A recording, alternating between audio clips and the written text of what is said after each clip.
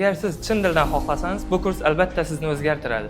Men Nazizbek Atajonov Finlight akademiyasida buxgalteriya kursini bitiruvchisiman. Buxgalteriya kursini o'qishdan oldin o'zi IT Parkda dasturchi bo'lib ish yuritar edim. Buxgalteriya kurslarini eshitgandan keyin shu ara qiziqishim paydo bo'ldi. O'z buxgalteriya sohasini 7-sinfimda qiziqqanman, chunki o'zimga hisob kitob yoqqan sababli hamda meni otam, ya'ni bobom buxgalter bo'lgan. Albatta boshqalarni ham ko'rganman. Shu boshqalarda bitirib chiqqan danishlarimning natijalarini ko'rgandan keyin men ularda o'qish xohishim bo'lmagan va Finlight akademiyasini tanlayapman. Kurs davomida shu birinchi bosqichda buxgalteriya nazariyasini to'liq o'rganib chiqdik va keyin Adines dasturini o'rgandik. Keyin soliq kodeksindagi o'zgarishlar, imtiyozlarni qo'llash kabi narsalarni o'rgandik.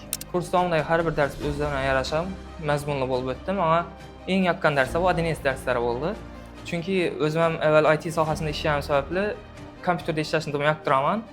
Birinchi bosqichda yurganimiz zahotiyoq men Adines dasturini qachon tushamiz deb ustozimdan har kuni so'rar edim hamda eng mazmunli darslar shunda bo'lgan. Hamda menda 3-bosqichda amaliyotdan bo'lganman bu yerda, ya'ni haqiqiy proyektlarni bo'lib turgan ishlarni ko'rib, shular bilan shug'ullanganman, ustozlarimga qarashganman. Agar siz chin dildan xohlasangiz, bu kurs albatta sizni o'zgartiradi.